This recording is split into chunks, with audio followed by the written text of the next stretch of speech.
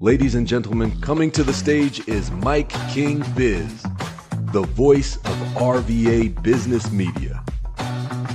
At Mike King Biz, we celebrate the idea that business makes society better. On behalf of the whole Mike King Biz ecosystem, we say a big thank you to the Chesterfield Chamber of Commerce. Here's Mike King of Mike King Biz. Hey, good afternoon, everybody. This is Anna Sothen here with RVA Connected on ESPN Richmond 106.1 FM on the Mike King Biz Show. And I have Dr. Allred with me. And I'm so excited that you're here today. No, thank you for having us. Yeah, absolutely. Well, I guess we're at her location. So we're actually doing one on location, which I think is super exciting. I just watched her take blood from a kitty, and then you did a urine sample as well too, right? Yes. So I thought that was, I got to watch, and the cat was like, "What are you staring at, lady? What are you staring at?" Live action. It was live action. Exciting. Yes, very exciting. Good behind the scenes peek. It was, and I was going to take a picture, but then I didn't ask the patient if we could take pictures and all that kind of stuff, so we didn't do that. But all right, so tell people who you are. Yeah, absolutely. So my name is Megan Allred. I am a local veterinarian here in Midlothian, Virginia. I've been in this area since I graduated vet school in 2013. I have predominantly been an emergency veterinarian. I did have a 2-year period of time that I worked in general practice, but I've been doing emergency medicine for the remainder of my years in the community. I love emergency medicine. I enjoy the kind of chaos of the day to day. I enjoy the impact, honestly, that we're able to make in emergency medicine, both for patients, for families. There really is something about being there in a patient's most vulnerable time that to me is really rewarding and is really satisfying for helping people. A lot of people will say, I became a vet to help animals, and I can truly say deep down, I love my animals, but I love the people attached to them just as much. And so to me, it's like a win-win. I love that type of situation. I love that. So you're here in Midlothian, but you guys just opened. Did your open house. Was that last weekend or it was last weekend? Yeah. Okay. Yeah. Which that was super exciting because we had they had the food truck, which now I can't think of the food truck. Latin Quarter was really delicious. Really good. Yeah. Their plantains, I was like, oh, can I get some more?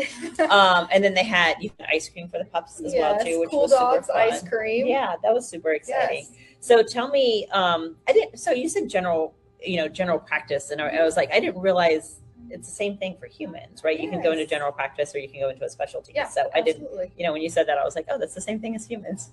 But I don't know why that was weird for me. But let's talk a little bit about why you opened this location. So you did emergency vet, right, too? But so you came from a different place and decided to open your own location. Absolutely. Why is that? Yeah, because I'm a resident of Chesterfield County. She's going to be on the cover of my magazine, so I'll let you guys know when that comes out too. I live in Chesterfield County, and I am terrible at commuting, just to be bluntly honest. I was doing a very long commute, and I grew up in a very service-oriented family and giving back to your community. And then just the more I was practicing, it kept coming deep to me of you need to get a practice out here where you live in your community, serve your community. And here we are. I love that. So we're excited to be in Chesterfield. Like you mentioned, we just opened in the end of January. Yep. The fun snowstorm delayed us quite a bit, but that's okay. We're all better for it. Right. And so, here we are. It's been a great 3 months. Chesterfield has shown up. We've been able to help a lot of pets in this community that otherwise would not have been seen and got the care they needed as quickly as they did. Yeah, I love that. And so they're located, for those of you who do not know where they're located, we're right here off of Hull Street Road, across the street from Walmart, so Hancock Village. There is the Children's Museum. That's probably a good, and Fergus and Lighting, if you want. Yeah. They're right there as well too. But so they are, you're in a very, it's a very busy area right here. So this is a great location for you guys to be in. But what exactly is emergent, again, going back to you think of humans and stuff like that, but what is emergent? What would somebody consider to be an emergency for them to call you and be like, oh my gosh, I need to go see you versus seeing my regular general practice? Absolutely. Yes. So think of your general practitioner for your preventative care. Okay. Right. We need vaccines. We need our monthly heartworm, flea, and tick. which newsflash, pet owners every month, year round. You got it every month, all the time, every year. Yes, every year. yes. So that's kind of, we do not offer those services here. Okay. Where we come into play is anything that is a sick appointment. So we all know like the urgent care model in the human world, right? Yeah. So same sort of concept. So anything from your pet's having ear infection, vomiting, diarrhea. What's going to set us apart here at Urgent Pause, though, is that we will see some more of the severe things. Your patient is having a seizure. Hope you never have to deal with that, but if you do, yeah, exactly. You need a place to go, right? If you have a cat that is unable to urinate, so cats get urinary, male cats specifically get urinary obstructions, they're unable to urinate. Oh, I didn't know. Obviously, that's an emergency, but we are equipped to take care of that. Is that what was happening with the sweet little one? No, that cat was just getting a urine sample. Oh, gotcha. He's a little bit older. So those sorts of things. We also do surgery here, which is very different from any other urgent care in this area. For instance, Monday, we did a foreign body surgery. Last week, we took some bladder stones out of a dog that was having more urinary issues. And so we're really going to be urgent care, outpatient, ER. We are here to help. Our primary goal is for your pet to get better quicker. And so when you come to an urgent care, generally your wait times are going to be less than the ERs. There's plenty of things out there that the ER can do that we cannot. And we want to help them so they can focus on those patients and do that. However, there's plenty of things that we do that will get you in and out. You don't have to worry about driving to Short Pump or going to those big ERs. But the other good thing is we do partner with them. So absolutely, there's some things that, like, oh, this looks more serious than any of us, originally realized. And so we partner with them. We get them started. We start that stabilization process, and then we do coordinate getting them there for continued care. Awesome. When you said foreign object, I assume the dog ate something. Yes, unfortunately, multiple toys. Oh, yeah. Poor guy. Yeah. Because I remember my dog used to eat our socks. Oh, yes. And underwear. Yeah, exactly. I say socks, underwear. Do you know the #1 foreign body in dogs? No. Just fun trivia. Corn cobs. Corn cobs? Yes. Really? Yes. Who gives their dog a corn cob? I think it's mostly like they take it out of the trash. I don't think it's like people feed it. They generally, most of the time the story is, we had a barbecue and the dog grabbed it or got it out of the trash can. Yeah. Okay. Yeah. I do remember my dog has, what do they call it? Counter surfing. Counter surfing. Yes. And so she ate 4 ribeye steaks, which, yeah, that was super fun, and expensive. And then, but then we also had a dog who loved to eat, and granted, we fed them like pork bones. We stopped doing that once we had that pancreatitis and all that issues with you learn, you don't know the things, right? But they love to eat those things. Yes. And so so let's talk about maybe some of the things that people wouldn't think about coming here for. Absolutely. Skin issues, right? My pet has been itching for months, but this week is a really bad week. Something that we'll commonly see. Snake bites. Oh, okay. Yeah. The season has started. Yeah, it has. Yep. So copperheads, babies. Yes, all those copperheads are out and about. So that would be something that we absolutely can help with. Okay. How would you know that your dog got bit by a snake? Oh, absolutely. So generally, it's not actually common that you'll actually see the encounter happen. Right. You'll generally just start to see wherever they were bitten. I'm just going to use the paw for an example. You'll start to see the paw is swelling. It's bruising. You might or might not see puncture wounds. A lot of times the fur can kind of hide them. It's not until we shave it, we actually see it, but just swelling and lots of bruising. And generally it's extremely painful. Oh, yeah. Poor puppies. Does that happen often here? Enough. Yeah. Enough that we carry in our venom. Is that a pretty easy, is it a pretty easy fix, for lack of a better word? No, absolutely. So generally, so basically we control the pain. If they're having, there's several criteria that we monitor for how severe is their reaction. With copperheads being the common one, we check platelets, check their coagulations. If they're high, then we worry about, giving antivenin. If they also can have an allergic reaction to the snake bite itself. And so then that's also when you have to treat with antivenin and things. But We're very lucky. Most of the time they don't need it. Okay. But when they need it, they do. Okay. But we're ready if that were to happen. But yeah, it's a common thing that we see. Okay. But poor little things. They generally feel great within 24 to 36 hours. Good. It's just one of those, man, that first 12 to 24 is pretty It's pretty rough. Yeah. So you treat cats, obviously, dogs. Yes. Any other, I say weird animals? I keep seeing, I don't know if you've seen him, but his name is Jackson, the cockatoo. He's all over TikTok now. Sweet. No. But so do you treat any other animals besides those two? Okay. We do not. We just focus on cats and dogs. Okay. That's, exotics would be a great thing to expand. Yeah. Because there's not really any, well, I guess there is a primary hospital near here, Brainerd Mill, that will see them. But I think that's about it on this side. Yeah.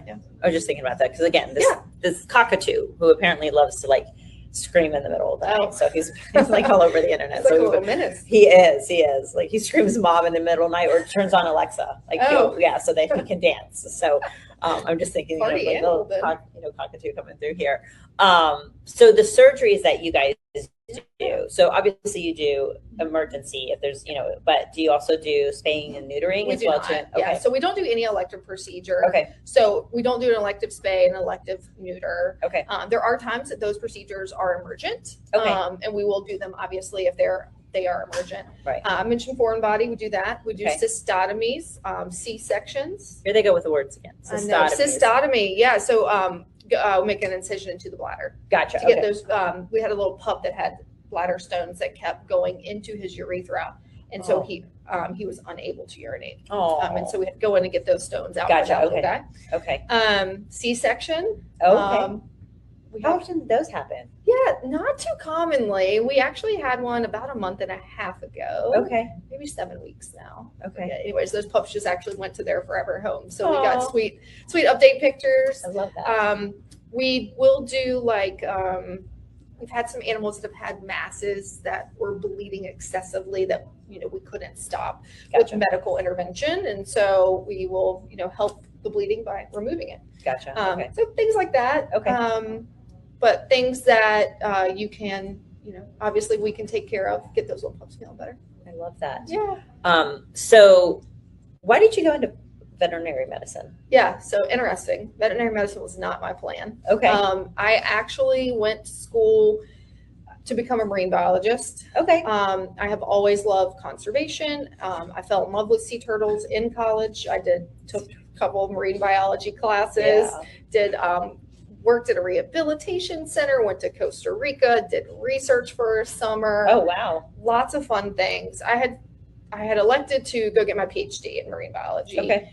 Kind of more I was looking into it. It's like, man, that's a lot of sitting behind a desk, writing grants. Oh, okay. Don't know if that's for me. Yeah. You'll learn pretty quickly being around me. Sitting still in one area is not something I'm good at. Right. That's your forte.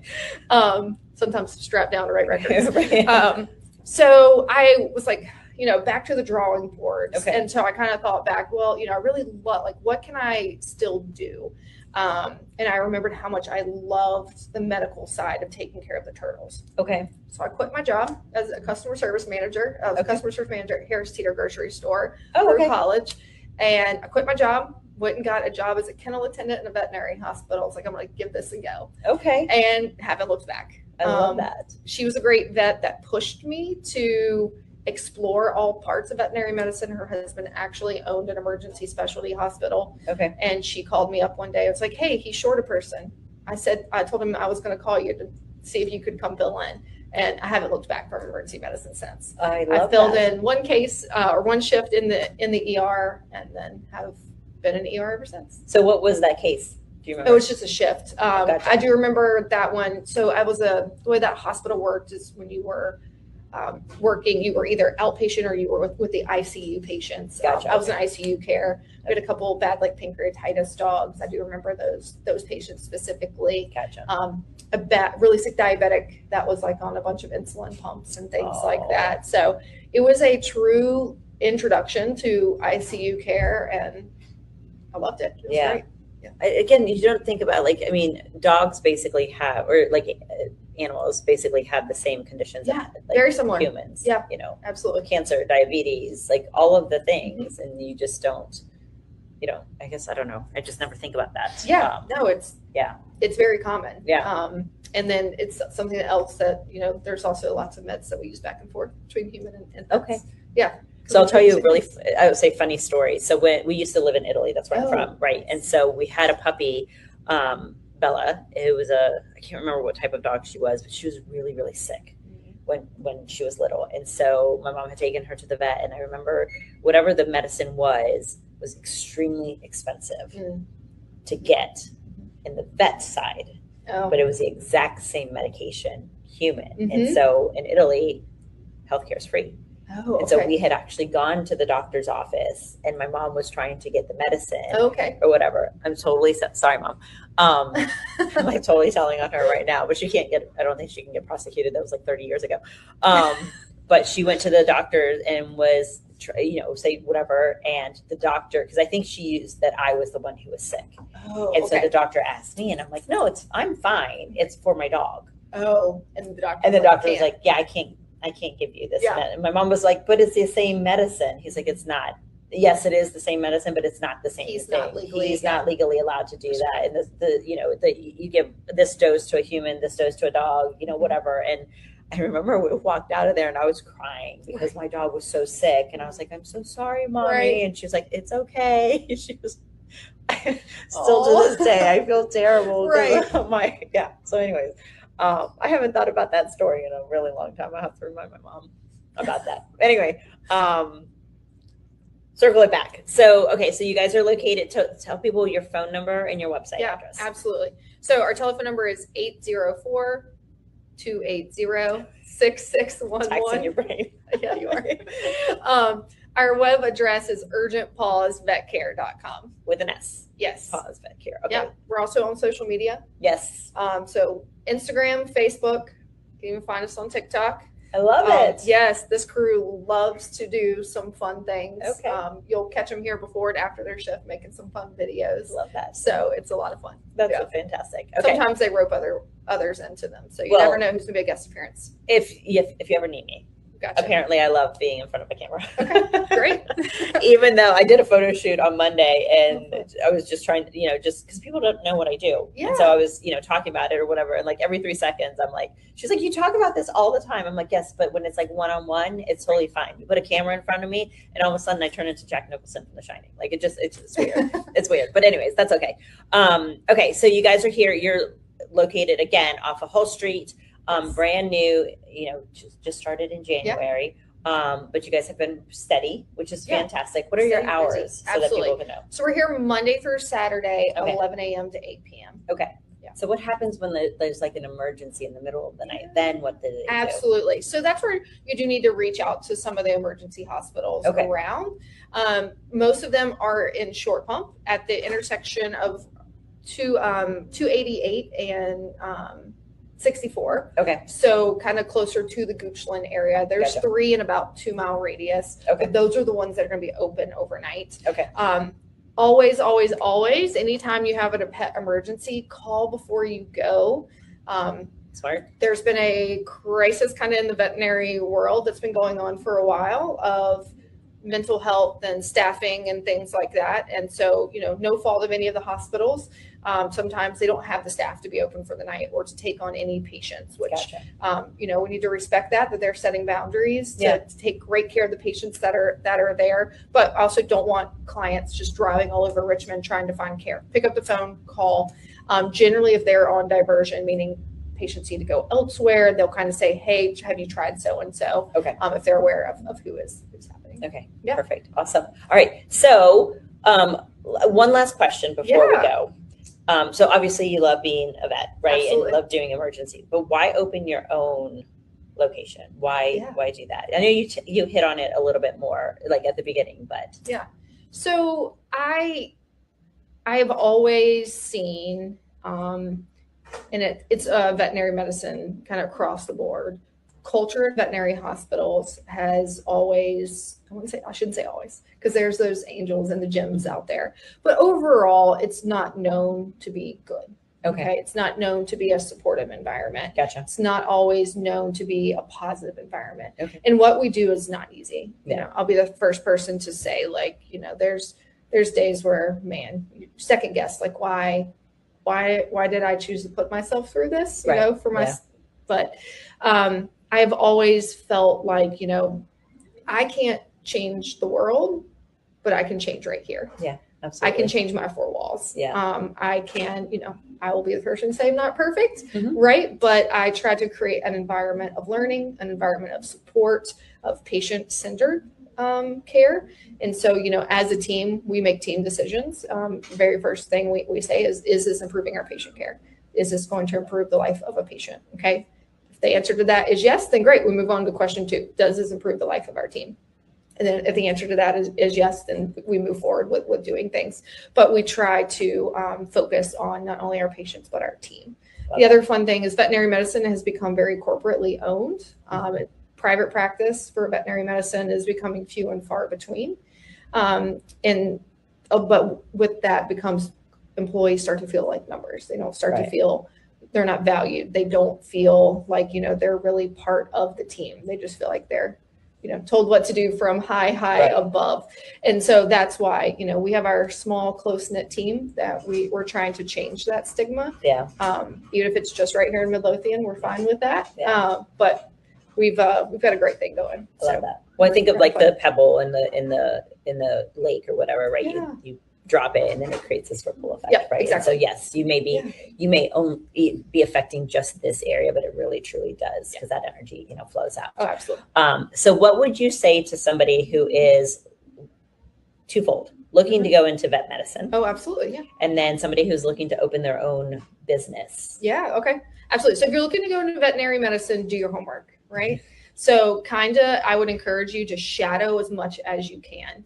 And you can get into veterinary medicine on so many different levels. It doesn't mean you have to be a veterinarian. Okay. You could be a veterinary assistant, a licensed veterinary technician, a receptionist. If you're good at, you know, office type stuff, there are business management parts of this. So there's lots of facets that you can do, but do your homework to kind of understand what each role encompasses, and then go shadow. Okay. Go do it. Yes. I would never be who I was if my boss didn't push me to go work that ER shift, because I was nervous. I was scared. I was like, you mean I can go work on the ER floor? I've been working general practice for, at that point, it was only been a couple of months. Right. Yeah. But really expose yourself to a lot, because you never quite know what your niche is going to be. Correct. Could be emergency, could be general practice. It could be specialty. Right. We're blessed. There's a lot of specialists in our area, all the way from ophthalmology to dentistry to surgery to neuro. Yeah. So yeah, just go out there and really explore. Have the tough conversations with the people that work there. Okay. What do they love? What do they hate? Yeah. What's the hardest part of their job?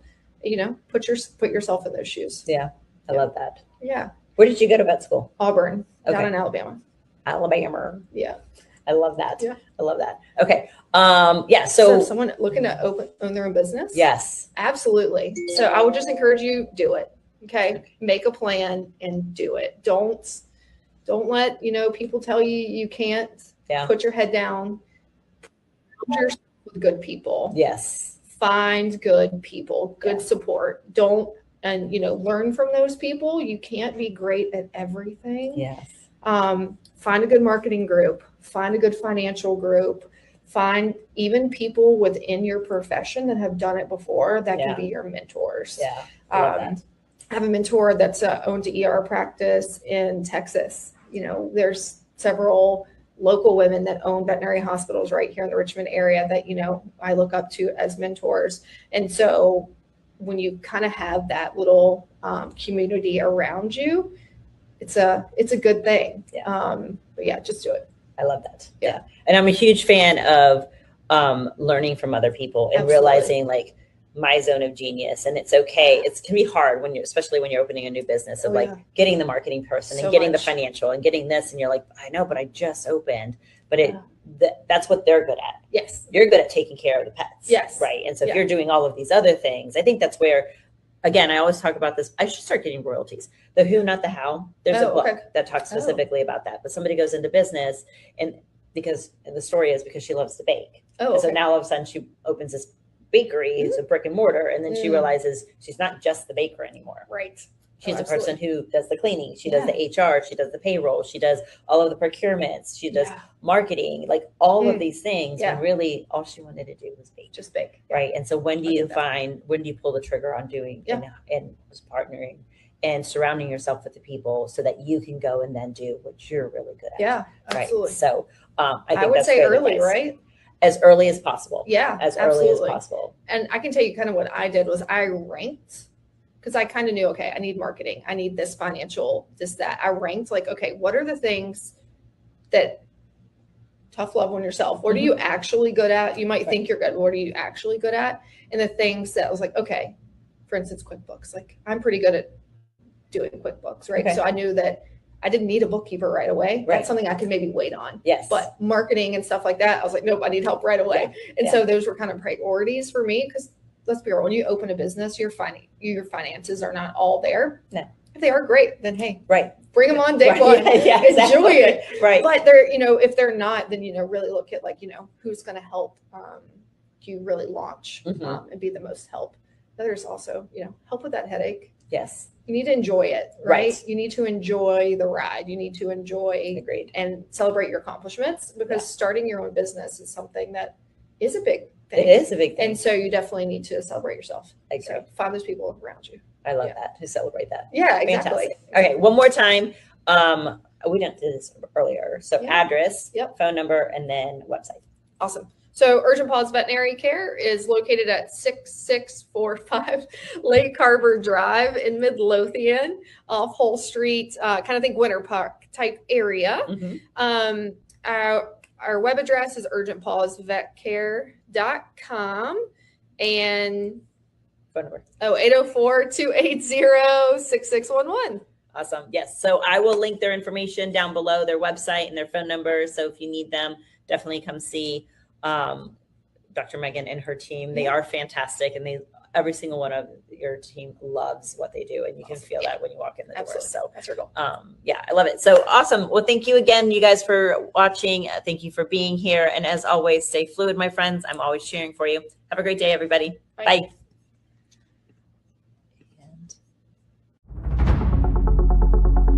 This is the night that 10 years, 15, 20 years, you're going to be looking back and saying, I was here. There's an inflection point happening in technology. We get to lead it, and we get to lead it right here in Richmond. We must prepare existing workers, students, and communities to be able to use AI so that no one is left behind. The real story isn't AI itself. The real story is what AI makes possible. AI is the new keyboard. It's the new mouse. It's not the answer, it's the instrument. And the more people we hand that instrument to, the more possibilities we turn into realities. People want to be together when you're making a difference. How can we make Richmond, make the region, and in part, all of Virginia, the most AI ready? A lot of people ask me, do we just want to be the Silicon Valley of the East Coast? The quote everybody keeps on having me re-ask is no. My mission is for Silicon Valley to be the Richmond of the West Coast.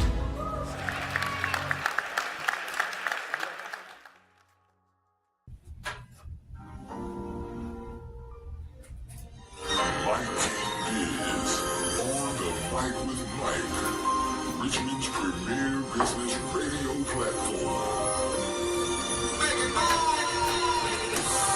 Judging how you judges say we going corporate. Nah, we just corner boys with the corner office. I'm not the cap table, what this is. Not that cap table, boy, we live this. Knowing how business can take the community better. No one does it better than MIKEKINGBIZ on the mic with Mike. Check it out. Ladies and gentlemen, welcome back to On the Mic. It's Mike King here, coming to you from high above Henrico in the MIKEKINGBIZ Federal Credit Union Media Center. We got the Dale District of Chesterfield County. Dr. LeQuan Hylton is in the building. Welcome, sir. Hey, thank you, Mike. How you doing? I'm good. You were just a Renaissance man. Like you do all of the cool stuff. You kind of like got the little James Bond thing on. Plus, the husband and dad. You look like the girl dad. See, I would have been a great girl dad, but I had 2 sons and 3 grandsons, and then I got the girl. It's different with the granddaughter, but I see so people think that you don't be watching what you post. I saw. You said you thought you had done your job as a dad when you left in the morning, and then you realized you hadn't gave up the hugs and kisses to the appropriate level. Right. And you got called out. Right. Did it hurt? It looked like it hurt. It didn't hurt because I'm glad that they called me out. And the reason why is because they miss it. And I want to make sure that I give them affection to their age level. I got an 8-year-old that still loves kisses, still loves hugs, still loves to hop on the couch and lay on you and watch movies. So that makes me feel good. And then the 3-year-old, she just can't get enough of it either. And then the 7-year-old, she's right there with them too. But I would just say, enjoy yourself, sir. Yeah. I'm not an expert, but there may come a time when that ends and it turns into you can just drop me off right here. Right. Exactly. Which is a hurtful point. But you do live another day with that, and they're called grandkids. I used to be the tough dad. I am not that man as a granddad. No, I am the yes man. Whatever y'all want, I am that guy. So, all right, sir, so tell us who you are and what you do. So my name is LeQuan Hylton, and I represent the Dell District of Chesterfield County, and I am proud to do so. I'm a husband to Nelda Hylton, and I have 3 girls who are amazing. My mom, Sharon Hylton, lives in the area and works with me also. I'm grateful for her and her support. And I got a lot of family just all across the country, brothers and sisters that are amazing. I'm the baby. Of how many? So it's 9 of us. And I say I'm the baby. So the baby is dangerous. This is my story. And so my sister, my youngest sister, just turned 60. And they are all amazing parents, amazing grandparents, those who have grandkids. And they have just poured into me since day one. Like, they are many moms and many dads to me. One of my brothers, we talk almost every day, and it's just amazing. So anytime you have older people who have been through life, they understand career-wise what you need to do. They understand parent-wise what you need to do and other aspects of your life. And then they're able to pour that into you. You're able to learn those lessons from them. It makes you only stronger. And so that's my story in terms of just being able to be around my mom. She had me a little later in life. My dad was older in life. Having those parents that are older and then having siblings that are older, it's amazing. It's an amazing feeling. So that's the attribute that I have, is just the level of maturity.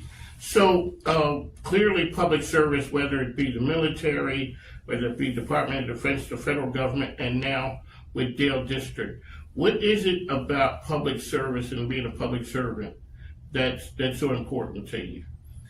To me, the reason why it's important is because I didn't get here accidentally. It was an intentional effort to get me here. And what I mean by that, and not here in the job of being the representative for the Dale District on the board, but just in life, it was intentional. Whether it's my 3rd grade teacher that lives in my district now, she was my 3rd grade teacher in Martinsville and moved here, and seeing her in my neighborhood and knowing that she poured into me at the 3rd grade level is important. To see, run into my high school teachers. I still stay in contact with my principal from high school, Miss Patricia Lancaster from Manchester High School. It was just intentional efforts that got me here. And so I want to be that for the next generation. And this is just another avenue, another hat, if you will, that I can put on to help further push the next generation to where they need to be. So of the Dale District, Mr. Holland was an instrumental person, and we were at the recreation center, and he said that's the house that Jim Holland built. Yeah. And so talk about his legacy and service to the county and what he meant since you stepped in to that role. Yeah, so a lot of people knew Supervisor Holland. Yes. I knew Mr. Holland. So Mr. Holland was a guy, he was a dad in high school. that would come to the school. He was on the PTA. He would walk around and check on students. People knew him. He sold into a lot of kids at Manchester High School who were in my class. And that's really, honestly, another inspiration. So you knew the Mr. Holland. Right. Everybody else know the supervisor person. Right. They're the same person. Right. But you see them in a different way. Right. And in that, and this is probably one of the first times I'm open up publicly about it. He was the guy that followed not only me, but several other kids in high school. So when we graduated from college, he came. He showed up and he was like, "Hey, you didn't send me an invite, but I'm here." And I was like, "Man, long story, I had to graduate early from Virginia State University in order to go into federal service. And I graduated a semester early and did not get to make a complete list of everyone who I needed to invite. And so in that hastiness, I forgot to send him an invite. But he came to my master's graduation. He also came to VCU when I graduated from there. Shout out to the Wilder School at VCU. Came there when I graduated. It was never anything of like, I want to get into politics. It was just, I wanted to just make sure that I reciprocated what he had put out, and I wanted to stay in contact with him. So even when my wife opened up her pharmacy with Walmart in the district, I said, "Hey, we got to invite Mr. Holland." And she did. He helped cut the ribbon. When my wife and I got married, he came. And so it was never anything of like, I'm trying to build this relationship with you or continue this relationship to get anything reciprocal. It was, I just wanted to be loyal to somebody who was so loyal to a group of kids at Manchester High School. And this is our 25th year anniversary of graduating from Manchester. And I just wanted to be loyal to a person that was loyal to me. That's one reason why I helped him get signatures when he ran for re-election. And then he called me and said, "Hey, you have all this experience in real estate and construction and doing different things in the community. Would you like to be my planning commissioner?" And I was like, "Okay, let me think about it." And I called him back the next day and said yes. So that was 6-7 years ago. And so I just really wanted to stay in contact with him. And seeing him and his commitment to the community was something that I admired. I mean, he was so committed to so many people and so many organizations that better our community that it made me want to be like him. People like that make you be a better man. It makes you be a better husband, a better father. And that's what he did for me, along with so many other people in the community. That's why I'm so grateful and why I help out the next generations, because they helped me out. I want to continue it. I don't want to break that chain. So what's it like now when they see you as the man? You're Mr. Holland to somebody who you're out there making a difference to. You're living your life. It's a regular Wednesday. You run into somebody, you say something, you change the course of their life, and it was just a regular, you didn't realize back then the third grade teacher would have an impact. Now or the principal, they gotta be looking saying, "Wow, he did good." Yeah. Now you're that person. Yeah. Well, for me, I think that it's important to just be an inspiration to people, to give them words of encouragement, to be a bridge over troubled waters, as my pastor would say. And what pastor's that? Reverend Lance Watson, St. Paul's Baptist Church. I've been a member there for over 20 some odd years. But listening to his sermons every Sunday, the fellowship at church, that just helped build me.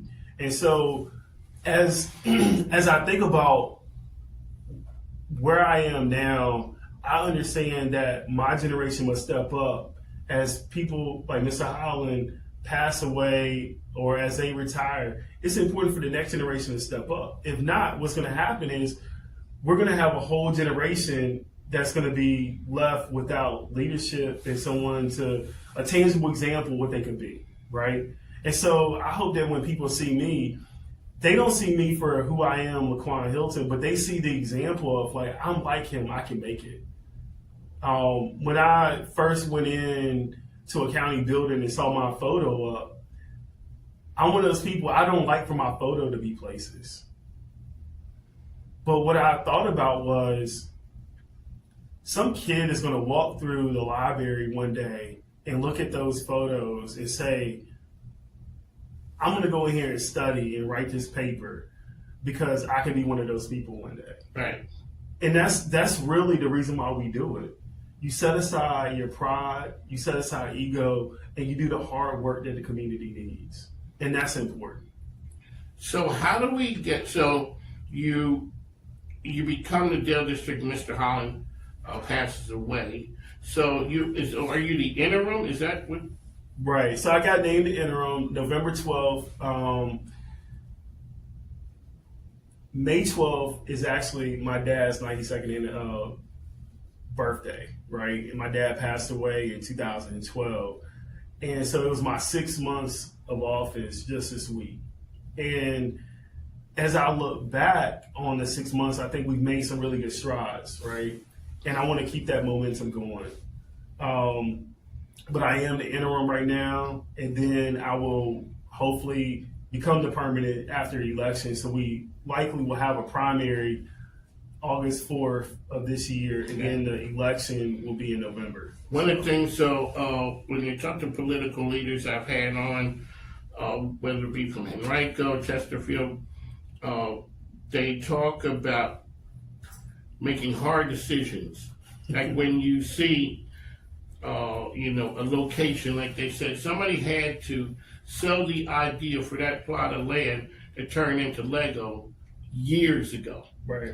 You guys are making decisions now that people don't know all the information for. You sometimes get to be a salesman to sell a person on an idea. Mm-hmm. How do you, and so they say you're a caretaker of ideas, you're a caretaker of the community.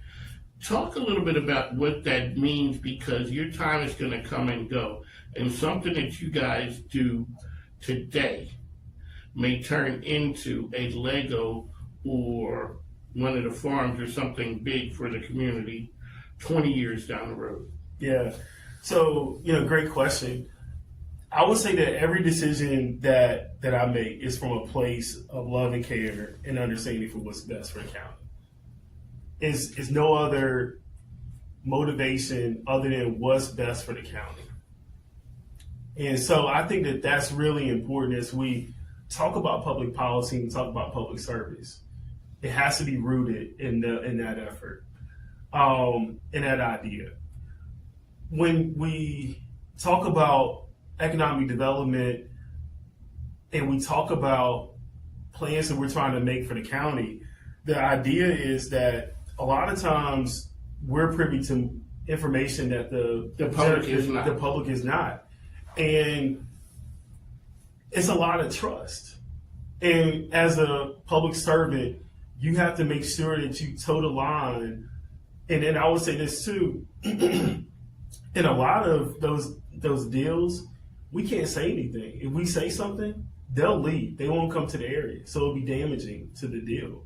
So we really have to toe the line between public trust and what's best for the public in the outlying years. Mm-hmm. And also we have to balance the idea that what we do in plain sight has to be trusted.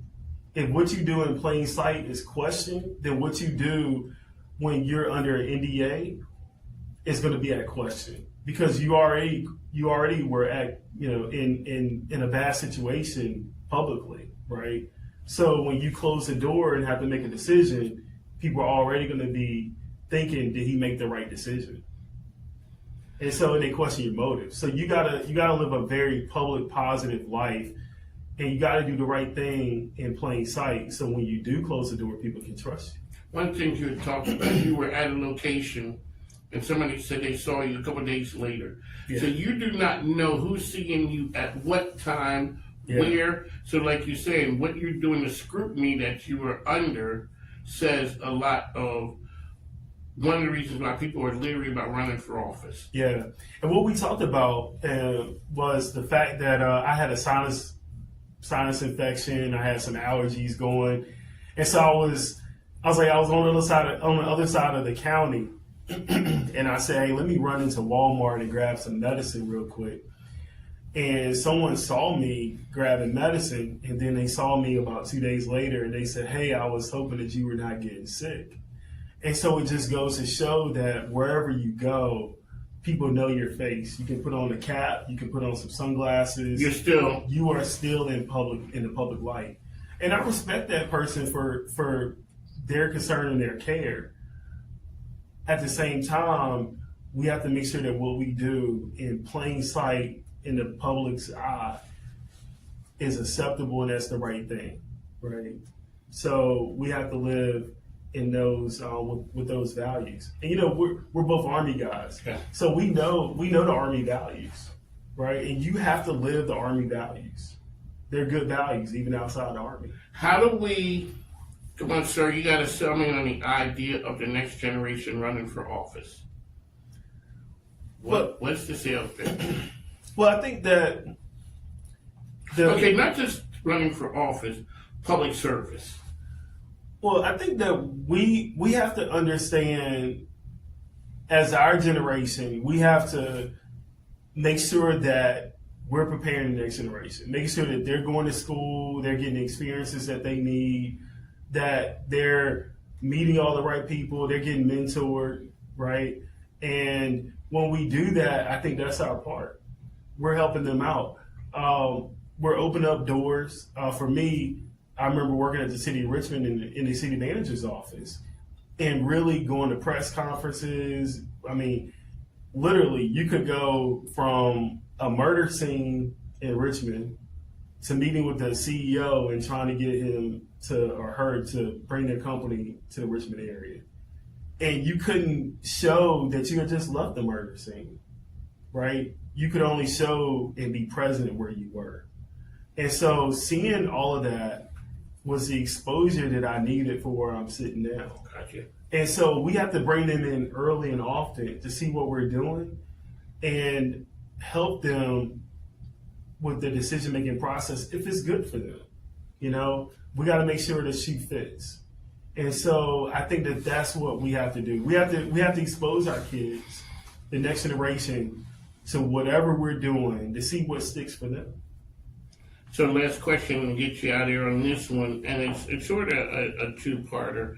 One, what is it that you're most proud of in the time on as a supervisor, and what's the thing that you want to hang your hat on to tell a person why they should elect you for the permanent position?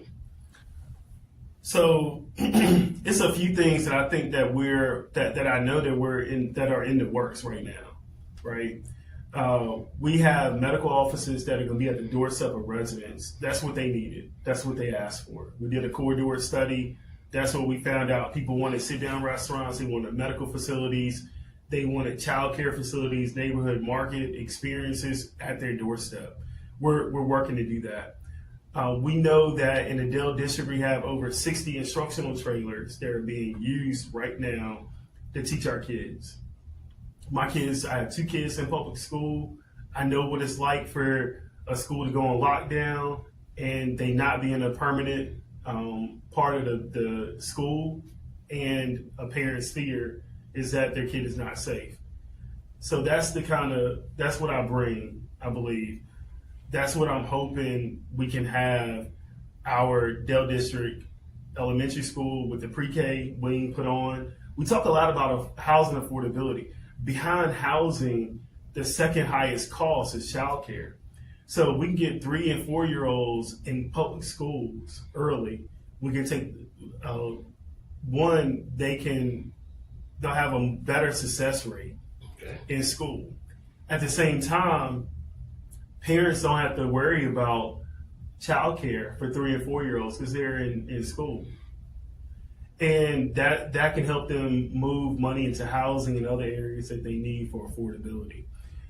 So I'm very proud of what we're doing on the Iron Bridge corridor with the medical facilities and the hospitals. I'm really proud about what we're doing in the district for a new elementary school with the pre-K wing. And I'm hoping that we can find other avenues to improve people's quality of life. We just opened up a new park this week at the Cogbill Park, right off of Cogbill Road. That's exciting. That's going to improve people's quality of life. My kids all already asked me, hey, can we get a swing set in the backyard? I'm like, no, Chesterfield County has great parks. We can go to the park anytime, right?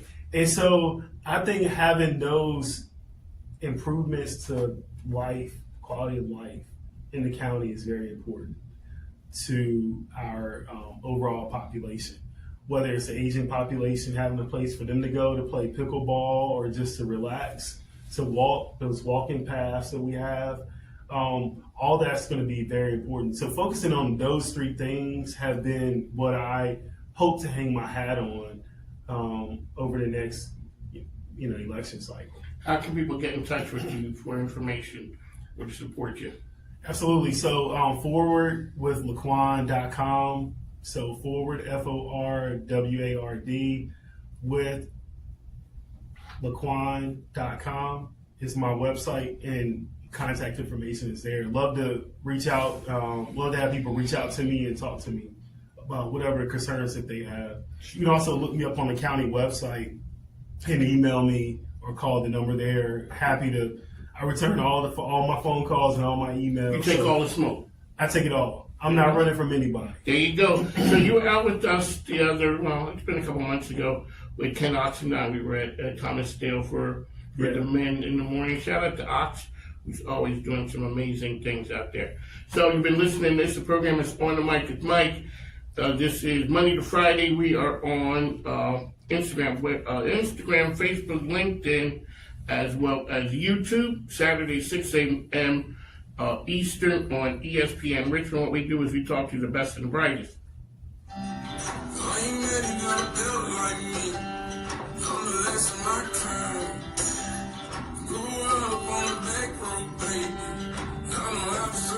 All righty, folks, take care now. Thank you. This is the night that 10 years, 15, 20 years, you're going to be looking back and saying, I was here. There's an inflection point happening in technology. We get to lead it, and we get to lead it right here in Richmond. We must prepare existing worker students and communities to be able to use AI so that no one is left behind. The real story isn't AI itself. The real story is what AI makes possible. AI is the new keyboard. It's the new mouse. It's not the answer, it's the instrument. And the more people we hand that instrument to, the more possibilities we turn into realities. People want to be together when you're making a difference. How can we make Richmond, make the region, and in part, all of Virginia, the most AI ready? A lot of people ask me, do we just want to be the Silicon Valley of the East Coast? The quote everybody keeps on having me re-ask is no. My mission is for Silicon Valley to be the Richmond of the West Coast.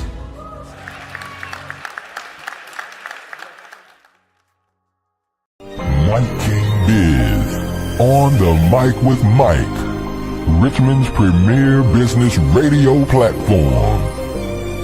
Making moves. Judging how you judge it, say we going corporate. Nah, we just corner boys with the corner office. I'm at the cap table, what the splits is. Not that cap table, boy, we live this. Promoting how business can make the community better. No one does it better than MIKEKINGBIZ.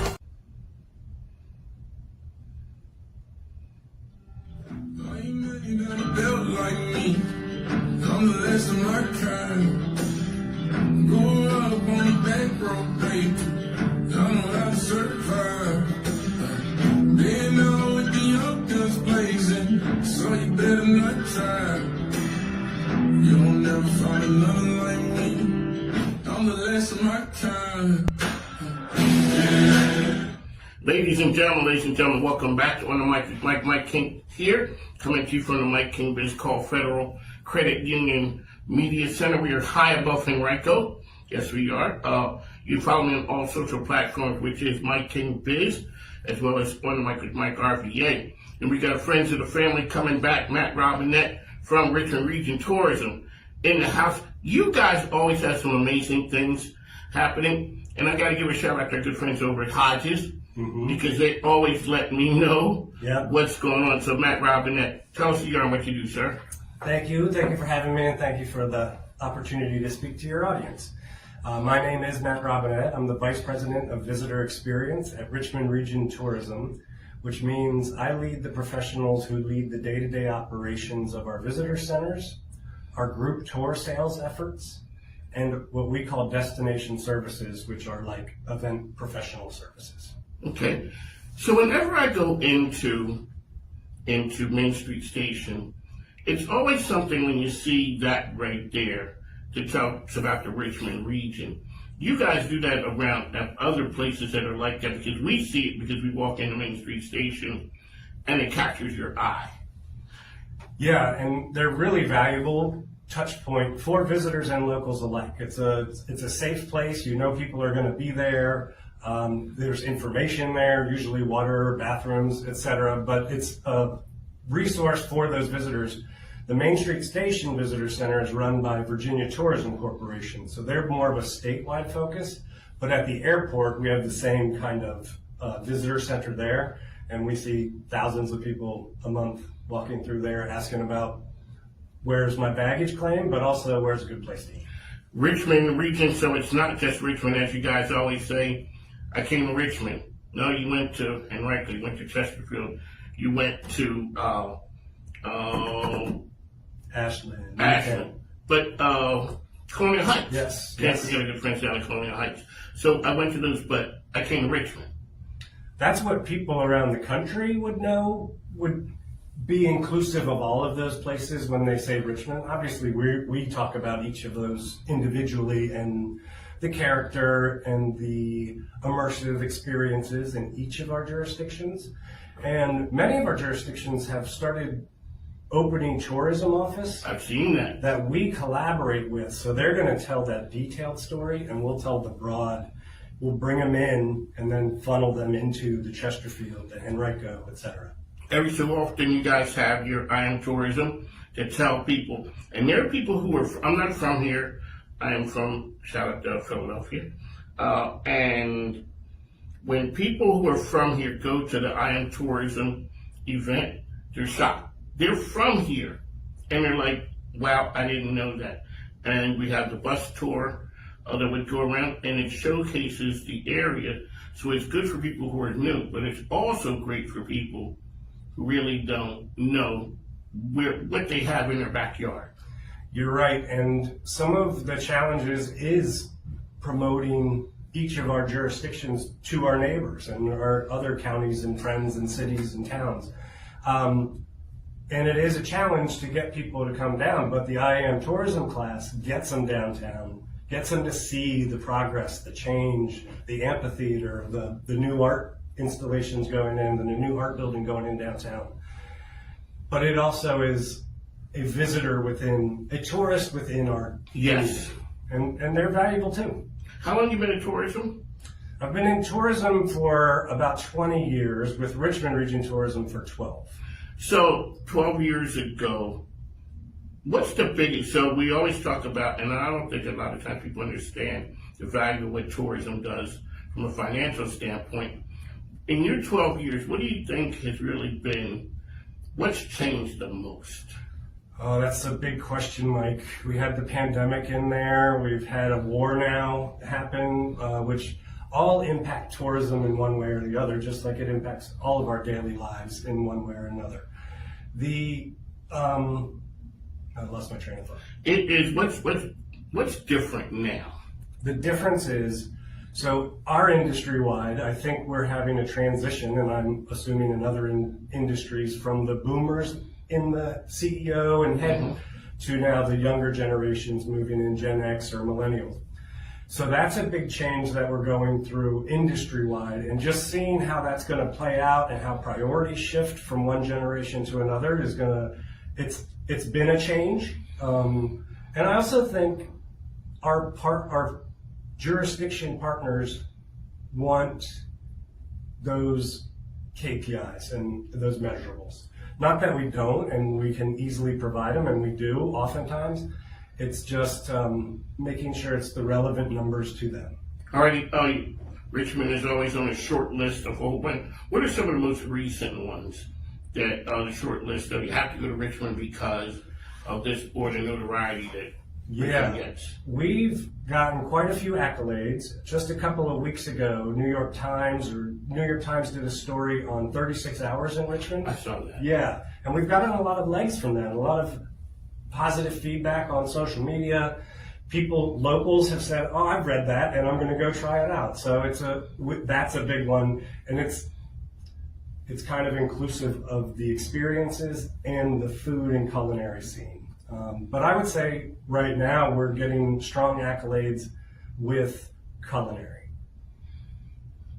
I mean, every time you turn around, it's not just a new restaurant, it's the variety of them. And it's whether they are the really cool and hip ones that are downtown, till you get out there and you see like a Perry's, or this area has no shortage of them. Oh, really quickly, go down through the jurisdictions to let people know which ones they are. Sure, we have 7 funding jurisdictions: the cities of Richmond and Colonial Heights, the town of Ashland, and the counties of New Kent, Hanover, Henrico, and Chesterfield.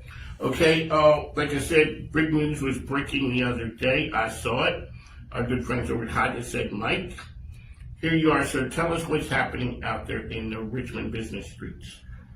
Well, we have some really exciting events and opportunities for the destination coming up. The first of which is in June, and this is called the National Speech and Debate National Championships. And this is 7,000 kids and their families, so you can imagine it's like a big soccer tournament or something, but they're using auditoriums, gymnasiums, and like Altria Theater and Dominion Energy. So it's going to be everywhere.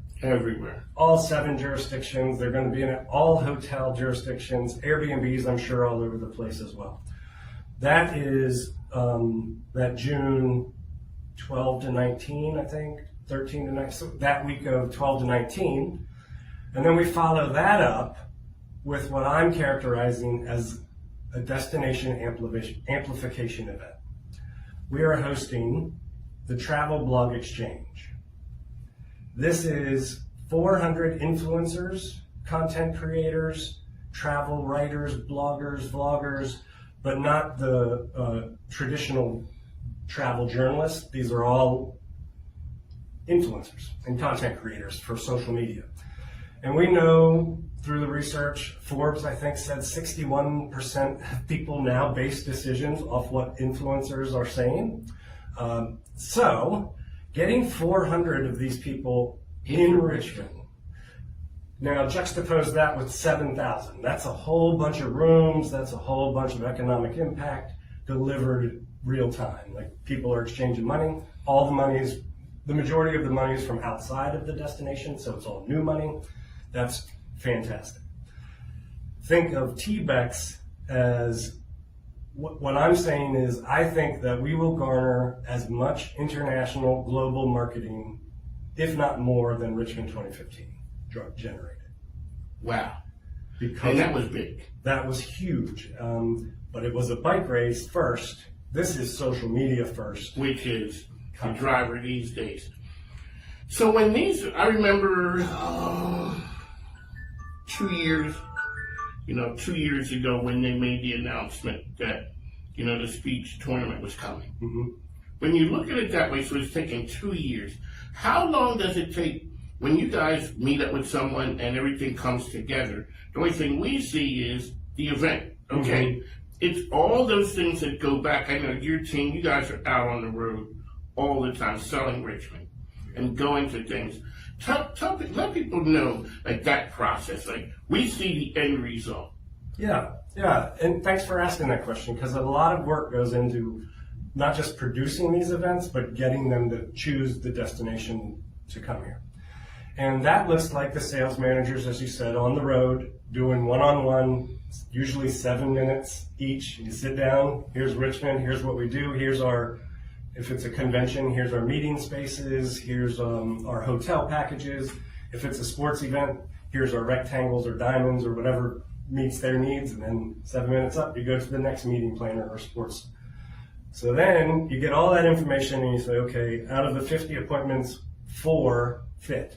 The dates, the rates, the space, the fields, whatever. They fit Richmond. Then they go back to the owner, and then the negotiation starts. Usually an RFP is given, and then the sales manager brings the team together. That's the destination services people who are going to work the event. Sometimes Jareen, the chief growth officer, is in there to determine financial incentives, because every other destination in the country and the world really is offering these financial incentives to like a speech and debate. Because it generates so much economic impact, it's worthwhile to offer, say, free rent at the convention center. Free to them, someone's paying for it somewhere, but it's not on the client. And those type of incentives are necessary these days. So talk about that with the partnership. So you guys are here, Richmond Region Tourism. You got Matt Robinette here with us, but you're pulling in people to help pull off the magic. So there's a lot of phone calls that come in to say, hey, are you guys in on this with us?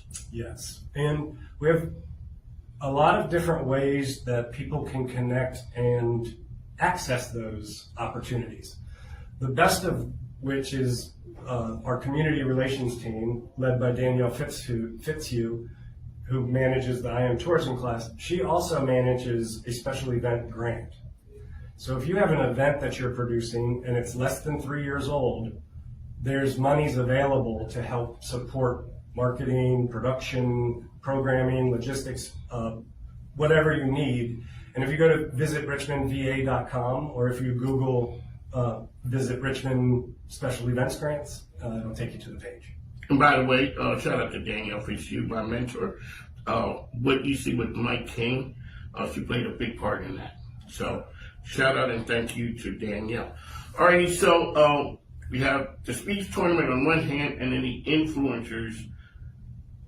That's a period for you of a lot of exposure. When the exposure happens, how do you guys take that? So you said 36 hours in Richmond. Mm-hmm. How do you take that and capitalize on that to let everyone know? Do you see what these guys have said about us? So that's the beauty of the influencers. When we bring them in, we are contracting them to do so many posts about what we're curating. Okay. These influencers, we're going to curate as much as we can, but they're going to post. And the beauty of it is their followers are loyal. So that one picture or that one experience that goes awesome or not so awesome is now, even if it's 500, if they're those loyal, I'm going to do what that person says, it's totally worth it. And I just keep on bringing home to people when I go to community meetings, they are going to post and talk about what they see in front of them. So let's do our best to make it as nice and real. I mean, I don't want to be, I want to make sure it's repeatable, but whatever they're seeing, they're posting. I was in a meeting and someone asked, do you think they'll use buses? And I said, yes, they're going to be everywhere and they have free nights to do it. But to your earlier question about partnerships, these are great examples because we wouldn't be able to host something like National Speech and Debate without the Richmond Forum coming in as a partner, because they bring the intellectual capital. Yes, they do. To produce something like that. We can produce soccer tournaments and lacrosse tournaments and rugby tournaments all day, but put a speech and debate in front of me, I would need a lot of help. So Richmond Forum is a massive partner for that. And then our tourism office friends throughout our jurisdiction partners, for TBEX, we've been working closely with each of them because on the first 2 days of TBEX, June 23 and 4, Tuesday 23, Wednesday 24, they're called pre-tours. And we have programmed 20 immersive experiences that we're going to take these creators on, and these are curated itinerary plan. We'll get the feedback. We'll see how the vibe is from the socials and from the people when they get back. And then we'll build what we call group tour itineraries. So we have a Rooted in Rising experience for TBEX that will turn into an African-American group travel experience. I've tested it. I know the people that our partners have tested it. Gary understands the flow and all of that stuff. Gary Flowers. Shout out to Gary Flowers. If there's anybody who knows that world, yeah, it is him. And we have great partners in Jackson Ward and the new Skip with Roper Museum coming online, the National Slavery Museum that Todd Waldo and team are working on, the Shaco Project. The African American travel space is a I think, very lucrative one, and one that our destination needs to be embracing. So the first 2 days, you're going to have someone basically test it, and then sort of tell you, this is good, maybe you tweak it, and then that's going to happen. This is happening in real time. Mm-hmm. That's weird. Well, I mean, it's just the feedback, and I know that I probably won't read any comments, but it'll be like, the selfie, hey, having a great time at Botanical Gardens. But by being able to have the conversations with our partners, they're able to do those, I don't want to say special, because sometimes our day-to-day is somebody else's VIP experience. Yes. So we just try to highlight those. Like, if that person at Lewis Ginter is replacing a plant or something, talk about it. And it's visual, it's content, it's immersive. There you go. If you're going over there, my man Brian, that is an experience going to Lewis Ginter. But there's so many things around Richmond that it's just too many. And now all of a sudden you're adding in also the other partners. It's something to be able to take a person on a road trip basically and say, this is the community and this is what you get out of it. The influencer thing, I think, is, that's crazy. And shout out to Heather over at the Richmond Forum. When they said it, I thought it was like, this is a wow factor. That was a year and something ago now. It's happening, so it is a big time matter. How can people get information out there about you and all the information? Well, the best resource is visit richmondva.com, or all of our socials are visit richmondva. And you can find me on LinkedIn, Matthew Robinette, and I would love to chat with you more about TPEX if you're interested, or connect you with anybody with any of the events, and I'd share a calendar of events with you if you'd like. There you go. One of Mike and Mike, a good friends over Richmond Region Tourism, always been big time supporters of the program. Thanks, folks. Take care. Thanks, Mike. Appreciate it. Thank you, sir. Big old thank you for coming back from the commercial break. The MIKEY Awards is a celebration of all things Richmond, the culture, the commerce, and so much more. Event organizer Joe Oliver and Gretta Kidd from Call Federal Credit Union join us this morning with more about the third annual celebration. It's coming up in just a few weeks. Thank you, ladies, for coming in. Thanks for having us. This is another thing where we get to salute people who have made a huge difference in our community. And obviously, our good friend Mike King is in the studio. He's back there behind the camera. So if I mess up, Mike, just yell. Okay, good. All right, so let's talk a little bit about this award, Culture, Commerce, and Community. And Joe, you get to go first. Yeah, we're here to celebrate the third annual MIKEY Awards on May 28th. At the Crossroads Arts Center. We are super excited. This is the opportunity to bring together all of the businesses and the supporters who is the epitome of everything that the MIKEKINGBIZ organization does. Okay. Gretta, obviously, how do you pick these people? Because in this room, we meet so many amazing people that are doing things every single day to help our community. How do you narrow that down to the folks you got? Well, I mean, Mike King is the networker of all networkers in our area, and he just is in the places and the spaces where these honorees are doing their best work and building up our community to make a positive impact so we can grow and flourish and thrive. Yeah, absolutely. So I'm wondering, Call Federal Credit Union, how did you guys get involved in this? Have you been with this from the very beginning, or? We were a supporter of the MIKEY's Awards last year, and it was so much fun to be in that place and just to support the good work that Mike King is doing to encourage and walk alongside these small businesses, these entrepreneurs, these leaders in our city is an honor to us, and that just continues to encourage others to keep going. Joe, I kind of describe these people that make a big difference in the community. What other is there any guidelines that you use that Mike has set up, along the years he's been doing this? There are guidelines, but the thing is that we're looking at people who are doing impactful work that is really kind of driving impact in the communities. A lot of these people started out as champions for the MIKEKINGBIZ platform, and now we're recognizing them, and they're helping us to look for the next group of change makers that's coming up. One thing that we've added this year is a pitch competition. So the awards will represent the established business owners and nonprofits, and the pitch competition is going to kind of usher in the new group of change makers. Yeah. Yes. So we're super excited about that. Networking, the ceremony itself, the business for a better pitch, competition, community engagement, celebration, it's all going to be happening. Are we allowed to say who's going to be? Absolutely. That's what we do here. All right, let's talk about that. Yes. Dr. Brian Brown, Dean, Virginia Commonwealth University School of Business. Yes. Oh, well, that's perfect, that's right? Perfect. Yeah. Yes. Yeah. Okay. He's leading the new ones, the new business leaders. Fantastic. Jimmy Budd, founder, Richmond Fashion Week. Yes. So a little fashion in there, couldn't there? Yes, that could be nice. That's always fun. Dr. Sarah Krantz Samit, ex-director, Friendship Circle of Richmond, had her on the show recently. Yeah, she's doing some amazing work. Yeah. Yes. Okay. Rashida Creighton, ex-director of JWC Foundation. Awesome. Very good, impressive folks.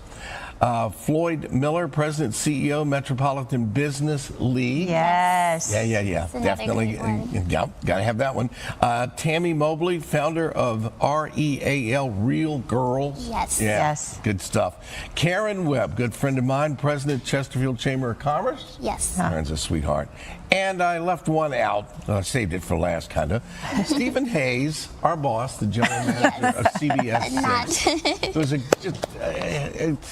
when you have great management, and Mike probably could speak to this, it really does trickle down. When you have bad management, it trickles down too. It does too. Yeah, but when you have a great manager, it really does affect everybody that works in that situation. And we are very lucky to have Stephen Hayes here.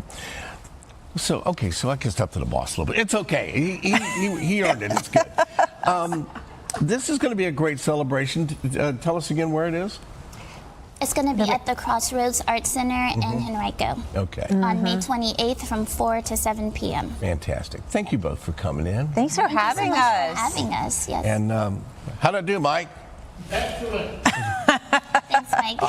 I'll get the complete review when we finish. Mike King presents the 3rd annual MIKEY Awards, the ultimate celebration of RVA culture, commerce, and community. It's happening Thursday, May the 28th, 4 to 7 p.m. Crossroads Art Center in Richmond or Henrico. For more information, visit the website, our website, later today. It's virginiathismorning.com. Andrea's going to send it over to you. Credit or debit? It's your call. Call Federal Credit Union. Your best call for free checking. This week is just done. All right, here we go. Okay. Hi, everyone. This is UX Happens in RVA. I'm Lisa Dance. I'm a user experience and customer experience strategist at ServiceSeeds. And today on UX Happens in RVA, we're going to talk about the 2026 Richmond Business Customer Experience Pulse. That's some research that I did with local business owners about how they view their customer experience, what challenges they have, and how they're getting customer feedback. And there's some really interesting insights, and me and Mike are going to talk about them today. So, Mike, I'm going to start out and just tell you a little bit of something we learned, and this is kind of obvious, but it's some deeper meaning to it. You sure it's obvious? Well. Okay, I'm just saying, I'm not sure. Okay. Because, what may seem obvious, maybe a light bulb moment. Okay. Okay. Well, the part about it is that this research was done with local independent businesses. So, your local businesses here, not like national franchises. And so the channel that had the most impact on them actually making sales was in person, right? That's really the differentiator. So I think that is a little bit obvious, but there's nuances to that, right? Yeah, so what we talked about before is just because it's in person, we can't let our guard down or not be as diligent on the other ways of communications or how we interact. Because we've seen, you know, whether it's in person, that's one thing, you can get just as frustrated online, which is kind of like worse. Right, definitely. So yeah, just because in person is your strongest asset, that doesn't mean you can ignore other channels. Now, let me say this first. I'm not saying that you need to be everywhere, you know, because there's so many platforms and things like that, but where the places that you are, you need to have clarity, right? And so thinking about that too is that in today's world, even people who are shopping with you locally and in person, they often are having a cross-channel experience, right? So before they actually, you know, came in, they may have looked your website. Clearly. Right. You looked at your social media. They may have seen an ad, right? I wonder, do you think, now you know when you say everybody, you generalize, how often do you think people roll into a business in person and had never looked them up? Unless maybe you rode by and it was by happenstance, but you went to a business to do business and you had never even looked them up. Right. Well, I think in some areas, let's think about Carrollton, you might be walking past and you say, oh, that looks like an interesting store, so you'll just go in there now. Or either, what I may do is stand outside and really quickly look them up. Right, yes. And now we go right back to the user experience. If they have a website that's not up to par, now all of a sudden we have a problem. I may walk past it. Right, definitely. Because maybe you looked in the store and their name wasn't obvious to what it does, and when you looked in the window, it wasn't really obvious too, right? So you check the website because you're trying to say, well, what exactly? Yeah, it interests me a little bit, but I want to find out more to see whether I'm going to go in or not, yes. Right? And so if you kind of just have vague stuff and it's outdated and stuff like that, then they might just say, well, I'm going to keep on going, right? So that's to show how that cross-channel experience is happening so often, right? Mm-hmm. And then think about maybe you've seen an ad and about a business you hadn't heard of before, right? And Mike, you know about a lot of different businesses in the area, but if you see hear about a new business, you're going to get on your phone? I'm going to get on and see who they are. That's almost like anything now. Right. What song is that?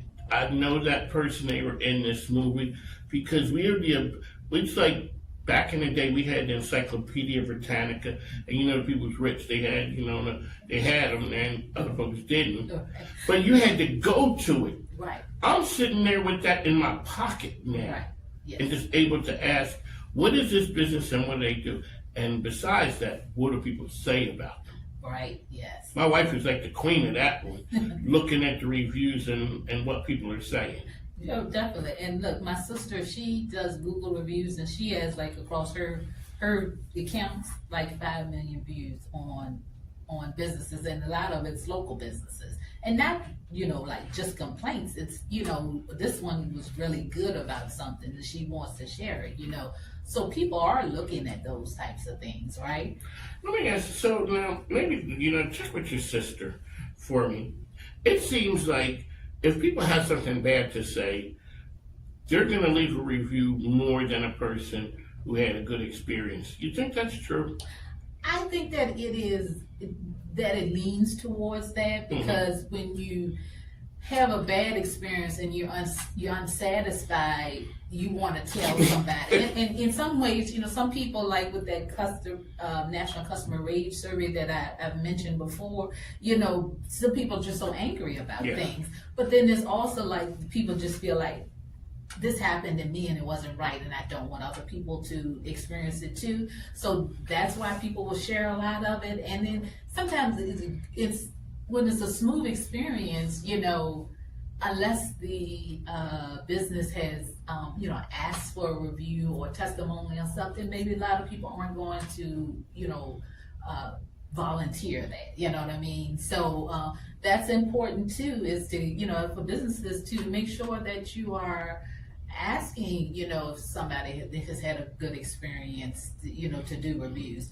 Now, don't get like, some businesses that are like, yeah, I know them. Yeah, like some businesses like you just breathed air with them and they want you to review it. Yes. You know what I mean? And it's on and on and on. So you have to have a measure about what you're doing. They really make it easy. Yeah. Because they're like, hey, if you can do this right now, and the only thing you have to do is, and they walk you through. Because in reality, once I leave, if I had a good time, the restaurant that we always talk about. Yeah. I went back there again. Okay, that was Perfection. I mean, it's never, ever wrong. Right. And so you look at this, and that's always, go to some other places, they forgot this thing, or it's not what you want. It's all those things. And the sad part about it is, do I leave a review at the great place? No. No, right. I just come and tell you. And we like, yeah, we love that place, but I didn't leave a review. Right, yeah. Which is not good. But then I'm not also leaving a bad review because, it kind of hurts them, and I really don't want to hurt. I don't want to hurt them.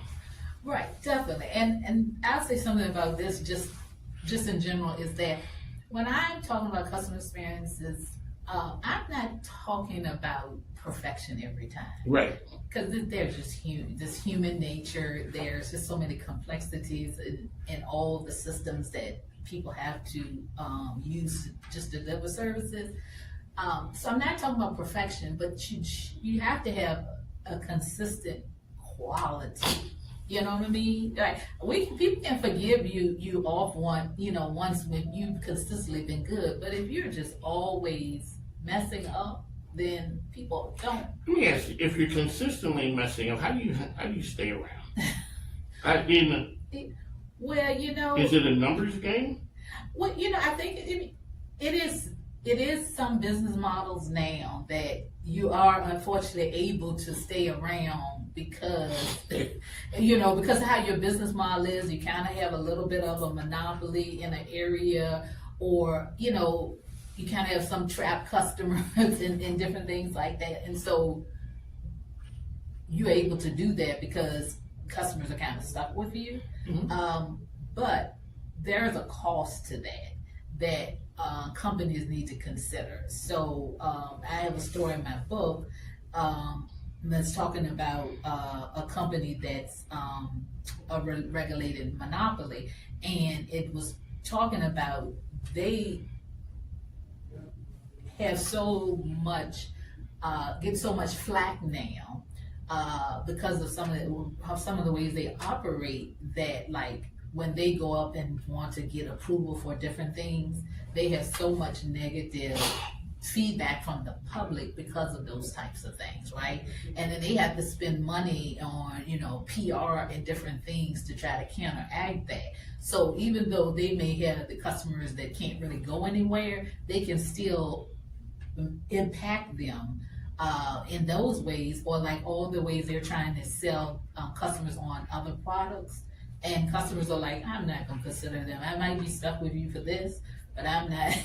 I used to work in a company like that, and the people hated the automatic, the contract renewal.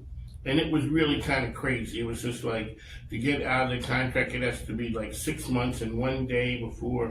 And that went on for so long, and people got so mad that they were like, okay, as soon as they signed the agreement, they opted out right the next day to make sure that this does not roll over again. Because the business was just like, some businesses make it more painful to leave. Right. That's the one you're saying, okay, where else are you going to go? All right.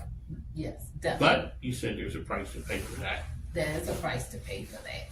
So that's all to say, what we were talking about before is that, you should have a consistent quality of what you are providing.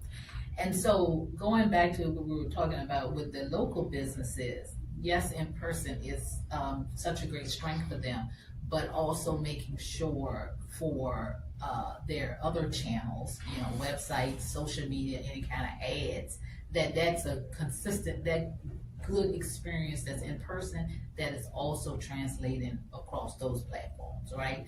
And some of that they can't control. So like social media, like Instagram, you know, Instagram, I think they've changed it now, but they really made it hard to link to like directly to websites. Like, so you're selling something and then it was direct, you know, you would want to put a link directly directly to your website. They have it now with features with shop, but it's so difficult that sometimes I've experienced where I'm interested in something, but I couldn't find the link to be able to go and check it out. Or it linked to a page on their website, but they were showing me a specific product, but it wasn't. It wasn't that one you wanted. It wasn't. I'm on that page, but that's not what I was looking at, right? And so, is that consistent, right? Like, you're promising me something, and when I click this link, then that thing needs to show up, right? Not anything else with it. You have to have someone search. That can be a challenge, and I've seen that a lot with like people having events, and there's linking for this event, but then you get to just their website in general, and then you have to figure out where the link is for the event. And so a lot of people, you know, it's hard to, as someone said to me recently, it's hard to get butts in the seat for things. And a reason for that could be that it's actually not that easy to go from, you advertised or you're posting about this, to actually signing up. And so that could be impacted, right? Because Getting someone to commit to something, I clicked on the link, that's a win. Right. But now it took me to the home page. Now I gotta figure out how to get to where I want. There's certain sites that I think people know they make it easier than other people are kind of like, they'll find it. Right. And those are the people, when you do your survey, they were like, well, that's why people look at you that way. Right. Because you don't make it easy. So I know when you're talking about walking by a local business, they have to do a lot because they got the Instagram generation folks. Right. Then they got to do a little bit with TikTok, not a little bit, but they got to do it. And then, they get the old folks like me with getting some Facebook love. There's a lot. You just have to have a presence, because when I'm standing in front or I'm looking for something, if I can't find you, too bad. And I think that that's some research that businesses should do to see where their customers are. Because if you're, like I know as a solo entrepreneur, I'm spread really thin. I can't hit every platform. I do LinkedIn really strong, and I do a little Instagram. I can't do all of these things. You're not TikTok dancing? No, I'm not TikTok. You're not going with the TikTok trends? No, I'm not. And but it's like, but a lot of my customers on LinkedIn, right? So I can put a lot of emphasis on that. But if I try to spread out and be on all of these things, I'm not going to do them well. No. So, I make sure that my website is, trying to keep that up to date and current. Make sure my LinkedIn, I'm posting and have things on LinkedIn, and then I do a little bit for Instagram. And so that the quality, hopefully, is there going across all those platforms. And then that's important, And like even in my business, like my in-person is like when I do speaking or I do workshops, and so I have to then have that being a good experience, and that also making sure that played out across my website and then my social media as well.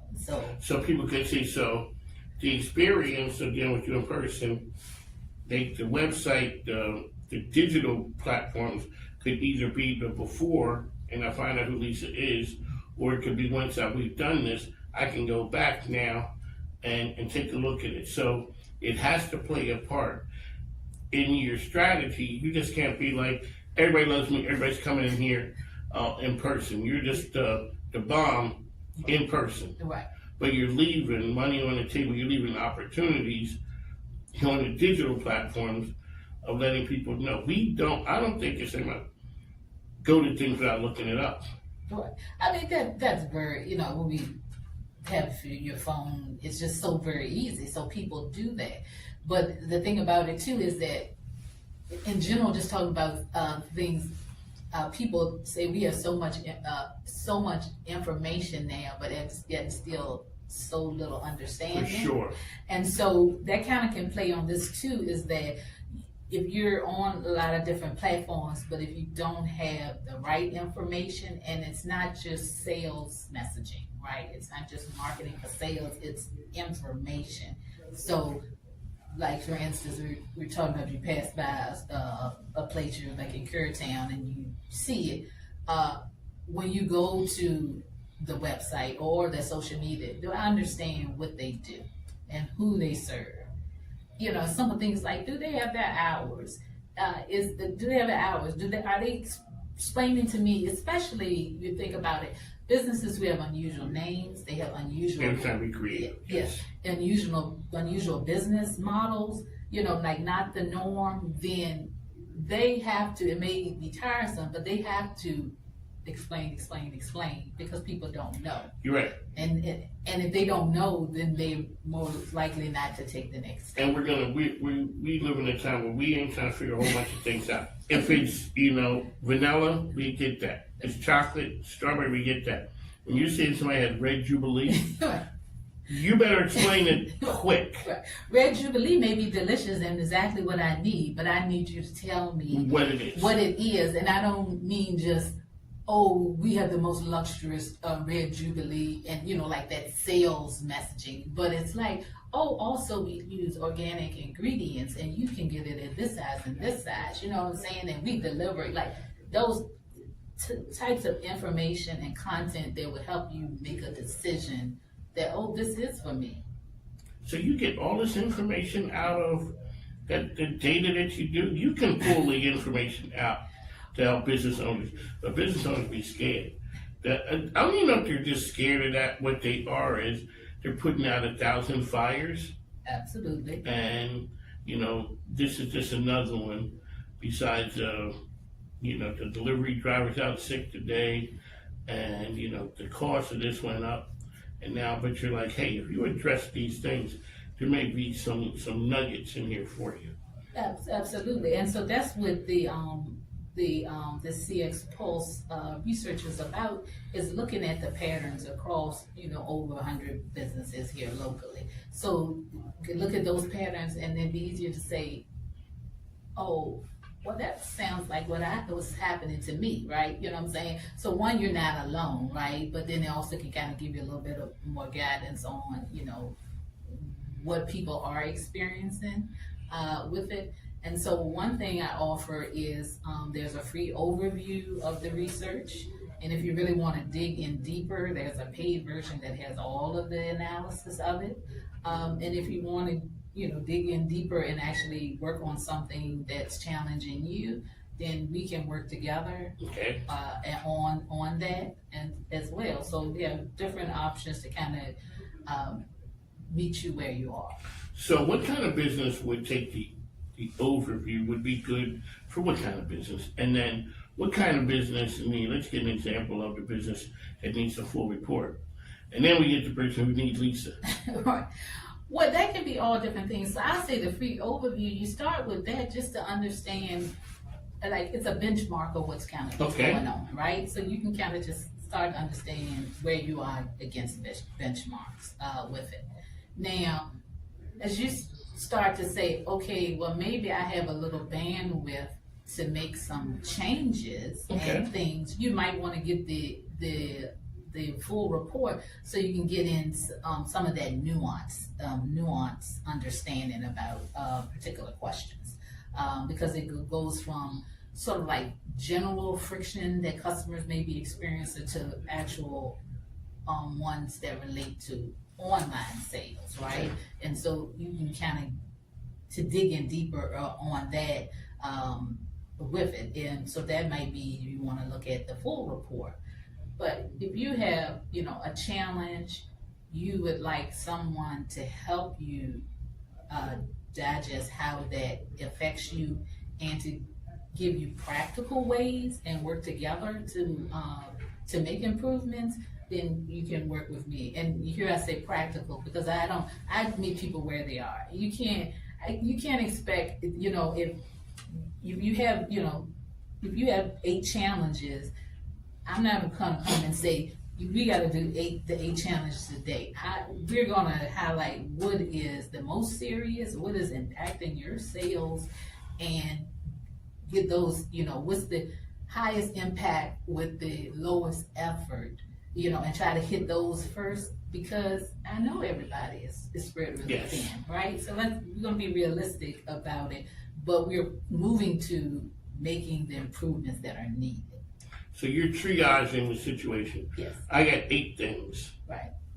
Which one is causing the most pain, suffering, right, and loss of revenue? Absolutely. Or eroding the morale around here? Yes, definitely. Gotcha. Definitely. How can we get information about Lisa Dance? So you can visit my website. It's serviceease.net, and that's ease with EASE, serviceease.net. And I'm also on LinkedIn at Lisa D. Dance. You're an author too, correct?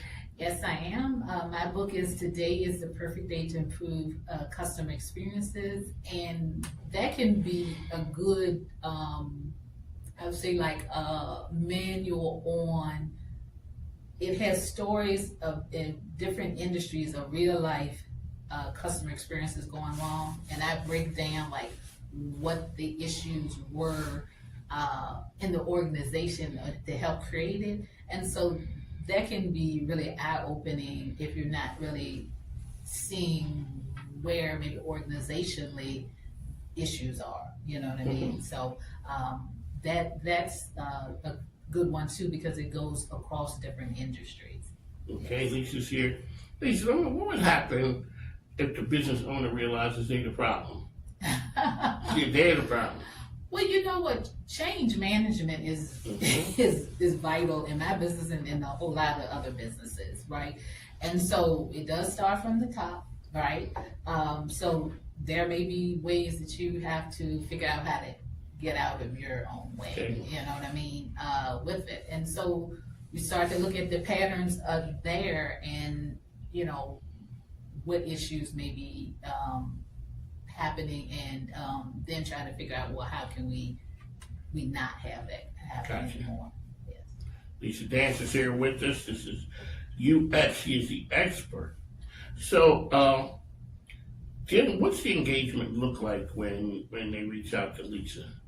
Well, it first starts with a free discovery call, so I want to understand more about your business, what's happening now, what you're most concerned about, and then try to work on identifying, at least from that starting point, what this looks like. This may be a key area that you might want to look at, and then, you know, we talk about that and we get agreement on that. Then it could be that I'm doing an audit of your, you know, in-person experience or online or cross-channel, and giving you recommendations on it. Or it could be, well, I actually need to get some research with my own customers, and then I can actually do the research, do interviews, do testing, and help you figure out what the issues are and help you make changes on those things. There you go. Lisa Dance is always here with us weekly,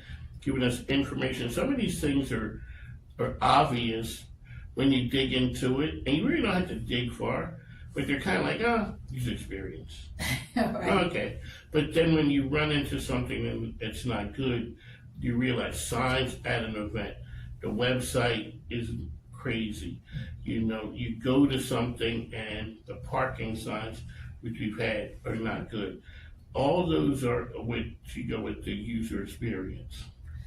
Yes, and I think one thing that you're kind of hinting on is that this all takes planning and forethought, right? Yes. And so sometimes we're creating things, but we're maybe not looking 3 or 4 steps down the road.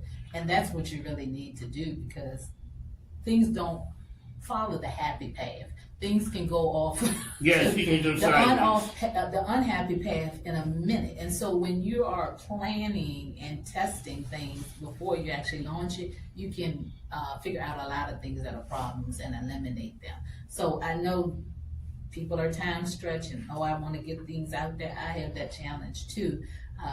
But it does burn you if you put things out there and it hasn't been tested. You're haven't even gotten feedback from your customers on what they really want, and then you see, oh well, I thought everybody wanted this, and it doesn't take off, right? So that's the key, is that there is planning, because you don't want it to always be a customer service moment where it's a problem. You want to have the customer experience and user experience approach that you're actually planning and testing things so that you can eliminate that negative customer service experience. It makes it hard because we're going, all out, we're doing this, we're doing that, we're doing this. And then all of a sudden, we run to your website and we don't know what to do. One of the reasons why I was first person like, this thing at Walmart is not gonna work. Buying tires and baby formula and a lawnmower and all those things all in one place, and medicine, it's not gonna work. But then it comes in, there's order to it. So I don't care unless there's one that's kind of crazy, when you walk in, it's laid out the same way. It's orderly. They're trying to make the user experience as easy as possible. We don't always look at the good part of it.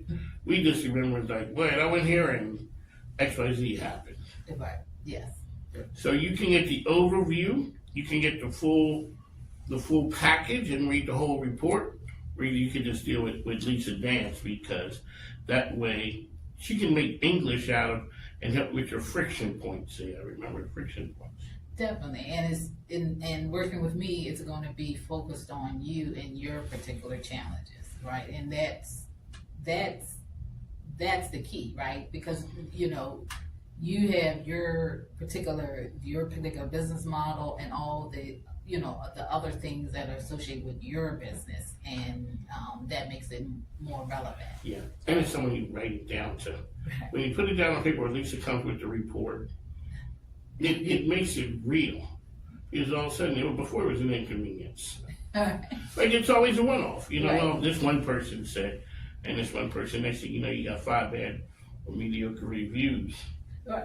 Well, you said something really important that was a key insight in the report, is that the majority of local businesses who answered the survey, they're getting customer feedback either through informal conversations, which if you don't document them, you don't see the patterns, right?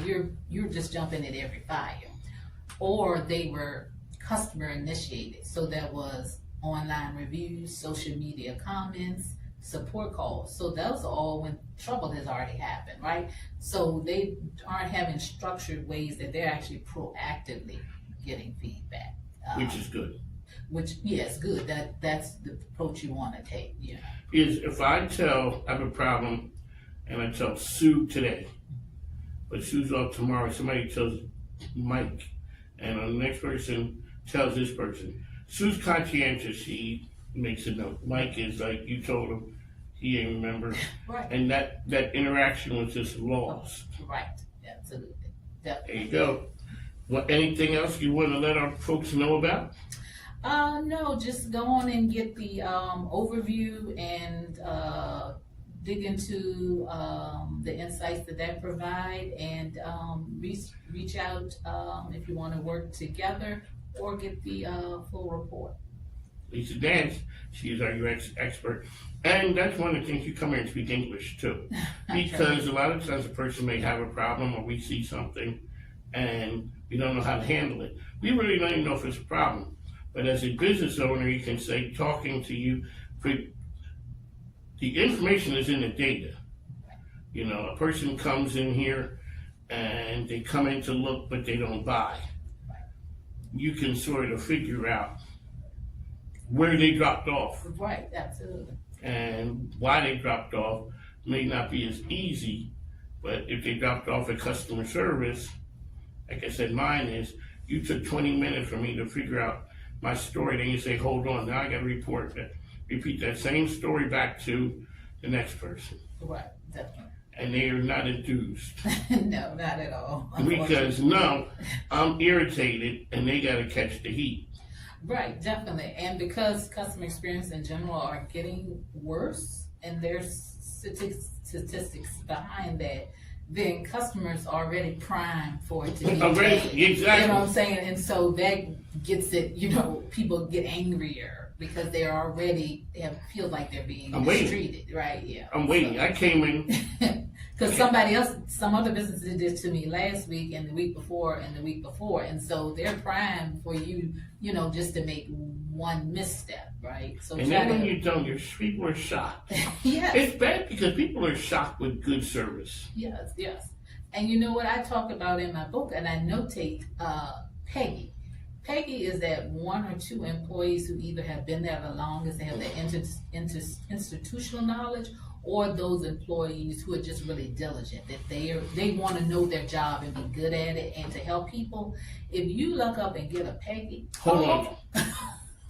you that's made your week, because Peggy is going to say, okay, I don't see that in my system. Well, hold a second, let me check something. Peggy knows that the system doesn't have all the answers, that there are lots of things and changes that have happened in the organization that it might not show up in that system, right? And Peggy's gonna work hard to help you resolve your problem. Everybody needs a Peggy. Everybody needs a Peggy. There you go. You heard Lisa Dance, everybody needs a Peggy. Thanks, folks. Take care. This is Lisa Dance. Yes, this is Lisa Dance, and UX happens at RVA. Get the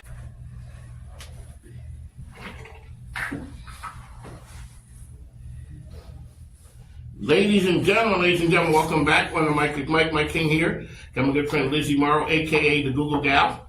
She's our Google expert. How are you, ma'am? I'm doing fine. How are you today? I'm super duper. Great. Tell us who you are. I'm Lizzie Morrow with Third Marble Marketing, and what we do is we provide Google Ads management services, SEO management services, and we also build websites. And you also throw amazing networking events. I do. I know. I miss? And I was remiss. I was told by our good friends at the cyber, not cyber cafe. They do cyber work. And they were at the event last. Oh, yeah. Okay. week. All right. Lauren was there. Yeah. And Kyle. Yes. Yes. They were there. So they said it was amazing. Good. Tell people why they need to not be like me and make it to your alignable events. Well, it's a great B2B networking opportunity. It's very organic. So everybody there, you just bring a stack of business cards. Let us know what type of businesses you're looking to meet. We'll connect you with those people in the room. And it's just, no fluorescent lights, no 30-second elevator pitch. The way to capture the card is pretty cool. Because that's different than everywhere else. I gotta run around. And plus, you asked me who am I kind of trying to meet, and you kind of help us get there. But talk about how you do the card. So we have the board up up there, and it's on an easel, and everybody puts their business card up on the board. And at the end of the evening, we encourage everyone to take a quick picture of the board to take with them, because you can blow it up and look at all the business cards and connect with the people that you want to afterwards. So just try to make it easy for everybody, because sometimes you might not have enough business cards, or you'll drop one on the floor and didn't realize it. So that's a good way to capture everybody. When is the next alignable event? Tuesday, June 2nd, from 4 until 6:30 p.m. over at O'Toole's on, what's the name of that road? Forest Avenue. Thank you, Forest Hill Avenue. So it's on Forest Hill Avenue, 4 to 6:30 p.m., first Tuesday of every month. One of the things you talk about, and this is about business with helping society, we got to give a shout out to the owners Adam Tools. Yes, yes. And talk about why that's important, because he takes care of it. Yeah, Mike O'Toole, he's wonderful. That particular restaurant has been in the Richmond area for a little over 60 years now. So they just celebrated their 60th birthday. I think that's impressive and a testament right there to who they are. They are part of the community. But they treat us so nicely when they're there. And the food there is good. The food is excellent. The service is excellent. They take care of everybody. So I'm hoping to bring him on the show. That's it. We're gonna keep working together. Yeah. All right. So you are known as the Google Gal. Yes. And why is that? Well, because our company is full of a bunch of Google experts, and so I like to come on here and give little tips to people. One of the things that I see a lot of the time on the Google Business Profile is I actually look at reviews and I look at the replies. Unfortunately, a lot of people just say thanks when somebody leaves them this wonderful review that's like a paragraph long about what a great job they did. And you say thanks. And they just say Thank thanks. you. Thanks. You need to put your keywords in those replies. There's a strategy. Oh, really? Yes, there's a strategy to replying to reviews. You must put your keywords in for the service that you provided. Every once in a while, toss in a geography, like where you did the work, you know, if you were in Richmond or if you were in Midlothian or Goochland or whatever. But you definitely want to have the keywords for what you did, what you provided for that person in there. It's also a good opportunity to cross-sell or upsell. So say, you know, you installed your HVAC company, you installed a heat pump. Hey, you know, I noticed you have that apartment over your garage out back. Might want to think about a mini split in the future. Let us know, you know, stuff like that. It's an opportunity to cross-sell and upsell other products that you offer. And a lot of times, those are things that people don't know that you guys you make them aware. Because like you said, yeah, a full page and just a thanks. Yeah, you want to show more gratitude than that. Reply in kind. So if they left you a paragraph, you want to kind of respond to everything that they pointed out. You want to include the keywords for the service you provided. You want to show a lot of gratitude for their business. And, you know, maybe an opportunity to cross up and upsell in there as well. So, yeah. Lizzie, tomorrow, how can people reach you out there? Visit our website, which is www.thirdmarblemarketing.com. And also, you guys have training sessions. We do. We have workshops. They are in person. Our next workshop is going to be in September. Okay. I will have more details for you later on that. But we are taking the summer off because most business owners like to go on vacation with their kids and their families. Over the summer, we get that. So we kind of hold off until September. The tip of the day is respond in kind. Reply in kind to your Google Business Profile reviews. There you go, folks, ladies and gentlemen. You heard it from Lizzie. Thank you. Thank you. All right, folks, take care.